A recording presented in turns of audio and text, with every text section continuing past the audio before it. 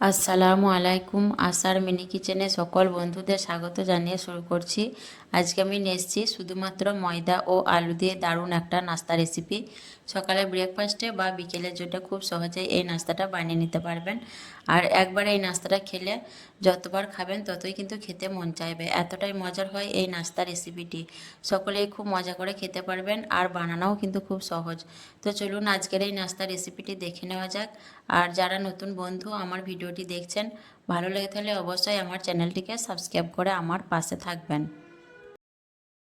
নাস্তা বানানোর জন্য দেখুন এখানে আমি 250 গ্রাম ময়দা নিয়েছি, আর দিয়ে দিচ্ছি পরিমাণ মতো নুন, আর দিয়ে দিচ্ছি ময়নের জন্য সাদা তেল পরিমাণ মতো দিয়ে আমি বেশ ভালোভাবে ময়নটাকে মেখে নেব।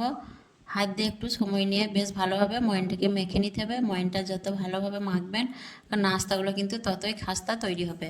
তো ময়নটাকে দেখুন আমি বেশ ভালোভাবে মেখে নিচ্ছি। আর ময়নটা যখন দেখুন এরকম হাতে মুঠো বেঁধে যাবে তখন বুঝতে হবে ময়নটা বেশ ভালোভাবে মাখা হয়েছে এরকমভাবে। তো ময়নটা আমার বেশ ভালোভাবে মেখে নেওয়া হয়ে গেছে। এখন আমি এর মধ্যে দিয়ে দিচ্ছি গরম কুসুম পানি। খুব গরম পানি দেওয়ার দরকার নেই, তাহলে হাত দিয়ে মাখতে পারবেন না। হাতে যতটা গরম পানি সহ্য করতে পারবেন সেরকমভাবে পানিটাকে গরম করে নেবেন।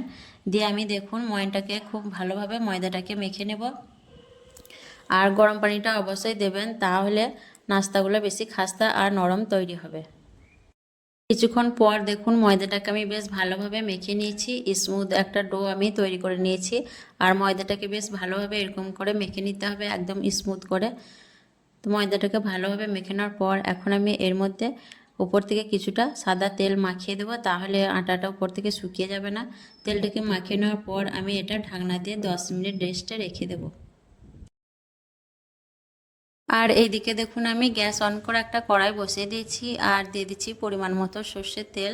তেলটা ভালো করে গরম করানোর পর দিয়ে দিলাম হাফ চামচের মতো পাঁচফোড়ন, দিয়ে দিচ্ছি 3-4টে কাঁচা লঙ্কা কুচি, আর 4 চামচে 1 চামচ ভর্তি ভর্তি থেতো করা আদা দিয়ে বেশ ভালোভাবে একটু নাড়াচাড়া করে আমি ভেজে নেব, যাতে কাঁচা গন্ধটা চলে যায়। বেশ ভালোভাবে ভেজে নেওয়ার পর এখন আমি এর মধ্যে দিয়ে দিচ্ছি আগে থেকে সেদ্ধ করা আলু। আর আলুটাকে দেখুন আমি খুব মিহি করে ম্যাশ করিনি, হালকা হাতে একটু আলতোভাবে ম্যাশ করে নিয়েছি। আলুটা দানা দানা ভাব আছে। তারপর দিয়ে দিলাম খুব অল্প পরিমাণ হলুদের গুঁড়ো, কাশ্মীরি লঙ্কার গুঁড়ো, আর দিয়ে দিলাম পরিমাণ মতো নুন, আর দিয়ে দিচ্ছি চাট মশলা। দিয়ে বেশ ভালোভাবে আমি নাড়াচাড়া করে আলুটাকে মিশিয়ে নেব, যাতে মশলাগুলো বেশ ভালোভাবে আলুর সঙ্গে মিশে যায় এবং মশলার কাঁচা গন্ধটা চলে যায়। আলুর সঙ্গে মশলাটা বেশ ভালোভাবে মিশিয়ে নেওয়ার পর এখন আমি দিয়ে দিচ্ছি 4 চামচে 1 চামচের মতো চিনি। এতে করে টেস্টটা ব্যালেন্স হবে আর খেতেও ভালো লাগবে। দিয়ে আবার আমি বেশ ভালোভাবে দেখুন নাড়াচাড়া করে চিনিটাকে মিশিয়ে নেব, যাতে চিনিটা বেশ ভালোভাবে গলে যায়। আর আলুটা কিন্তু আমার প্রায় হয়ে এসছে। চিনিটা ভালোভাবে মিশিয়ে নিলেই কিন্তু আলুর পুরটা আমার তৈরি হয়ে যাবে। চিনিটাও আমি বেশ ভালোভাবে আলুর সঙ্গে মিশিয়ে নিয়েছি, আর আমার সম্পূর্ণ কিন্তু আলুর পুরটা তৈরি হয়ে গেছে। এখন একটু এভাবে করে আমি নাড়াচাড়া করে আলুটাকে মেলে দিচ্ছি, তাহলে তাড়াতাড়ি ঠান্ডা হয়ে যাবে। দিয়ে আমি গ্যাসটা অফ করে দিয়ে আলুটা একটু ঠান্ডা করে নেব, তারপর নাস্তাগুলো বানিয়ে নেব। আর এইদিকে দেখুন ততক্ষণ আমি ময়দার ডোটা আবার একবার বেশ ভালোভাবে মথে নেব। বেশ ভালোভাবে ময়দাটাকে মথে নিলে নাস্তাটা খুব বেশি নরম আর খাস্তা তৈরি হবে। তো ময়দাটাকে ভালোভাবে মথে নেওয়ার পর এখন আমি এর থেকে ছোট ছোট সাইজ করে লেচি কেটে নেব। দেখুন এইভাবে ছোট ছোট সাইজ করে আমি লেচিগুলোকে কেটে নেব। ঠিক এইভাবে দেখুন ছোট ছোট সাইজ করে সবগুলো লেচিকে আমি কেটে নিচ্ছি। সবগুলো লেচি তৈরি করার পর দেখুন এখন আমি একে একে বেলে নেব। আর একটা লেচি আমি নিয়ে নিয়েছি, দিয়ে অল্প ময়দা দিয়ে আমি লেচিটাকে বেলে নিচ্ছি দেখুন। আর খুব বেশি বড় করে আমি বেলবো না, যেমন আমরা লুচি তৈরি করি সেরকম করেই আমি লুচির মতো করেই বেলে নেব। ঠিক লুচির মাপটা যেমন হয় সেরকম করে আমি লেচিটাকে বেলে নিচ্ছি দেখুন।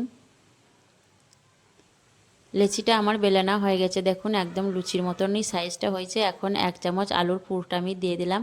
দিয়ে দেখুন এইভাবে করে আমি পুরোটা মুখটা সিল করে নেব, তাহলে বেলার সময় বা ভাজার সময় মুখটা খুলে যাবে না। দেখেই বুঝতে পারছেন কিভাবে আমি কাজটা করছি। এইভাবে করে মুখটাকে সিল করে নিতে হবে বেশ ভালোভাবে। ভালোভাবে সিল করানোর পর দেখুন এখন আমি হাত দিয়ে হালতো করে চেপে চেপে বসিয়ে দেবো। এইভাবে করে হাত দিয়ে একটু চেপে চেপে দিলে সাইজটা একটু বড় হবে, তাহলে খুব বেশি বেলতে হবে না। এভাবে করে হাত দিয়ে চেপে চেপে একটু বাড়িয়ে নিয়ে তারপর আমি দেখুন আলতো হাতে বেলুন দিয়ে একটু বেলে নেব, তাহলে আমার নাস্তাটা তৈরি হয়ে যাবে। আর কতটা সহজভাবে বানানো হয় দেখেই বুঝতে পারলেন। খুবই তৈরি করা সহজ এই নাস্তাটা, আর খেতেও কিন্তু অনেক মজার হয়। একবার খেলে কিন্তু যত খাবেন ততই খেতে মন চাইবে।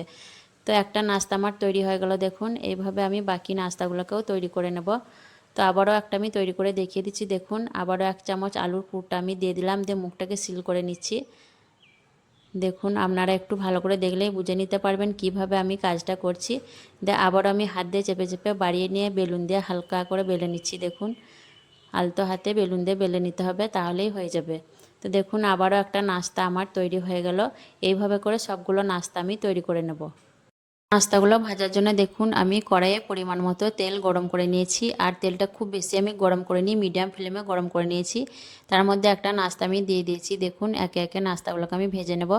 আর নাস্তাটা কিছুক্ষণ দেওয়ার পর দেখুন আস্তে আস্তে ফুলে উঠছে। আমি একবার পাল্টে নিচ্ছি নাস্তাটা। আর এই নাস্তাগুলো কিন্তু আমি মিডিয়াম ফ্লেমে ভেজে নিচ্ছি, হাই ফ্লেমে ভাজতে যাবেন না, তাহলে পুড়ে যাবে।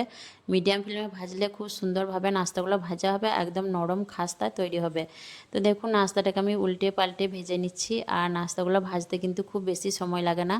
আর নাস্তাটা দেখুন আস্তে আস্তে ফুলে উঠেছে। কিছুক্ষণ ভেজে নেওয়ার পর দেখুন সুন্দর একটা কালার চলে এসছে। এখন আমি নাস্তাটাকে তুলে নিচ্ছি দেখুন। আর মাশাআল্লাহ দেখুন কতটা খাস্তায় তৈরি হয়েছে নাস্তাটা, দেখেই বুঝতে পারছেন। দেখতে যেমন মাশাআল্লাহ দেখতে সুন্দর হয়েছে, খেতেও কিন্তু অনেক মজার হয়। এই নাস্তাগুলো সকালে ব্রেকফাস্টে বা বিকেলের জন্য বানিয়ে নিতে পারবেন। তো একইভাবে দেখুন আবারও একটা নাস্তা আমি ভেজে নিচ্ছি। এই নাস্তাটাও দেখুন ফুলে উঠেছে, আর কালারটা কত সুন্দর এসছে। মাশাআল্লাহ দেখতে অনেক ভালো লাগছে নাস্তাগুলো। এই নাস্তাটাও কিন্তু আমার ভাজা হয়ে গেছে। এখন এইটাকেও আমি তুলে নিলাম। আর বাকি যে নাস্তাগুলো আছে সেগুলোকেও আমি একইভাবে ভেজে নেব। সবগুলো নাস্তাই দেখুন আমার তৈরি করা হয়ে গেছে। এখন একটা থালার মধ্যে আমি নাস্তাগুলোকে নিয়ে নিচ্ছি। আর মাশাআল্লাহ নাস্তাগুলো দেখুন দেখতে অনেকটা লোভনীয় হয়েছে। আর নাস্তাগুলো কতটা খাস্তা আর নরম তৈরি হয়েছে আমি একটা ভেঙে আপনাদের দেখিয়ে দিচ্ছি দেখুন। মাশাআল্লাহ নাস্তাগুলো দেখুন খুব সুন্দর নরম আর একদম খাস্তায় তৈরি হয়েছে, খেতেও কিন্তু অনেক ভালো লাগে।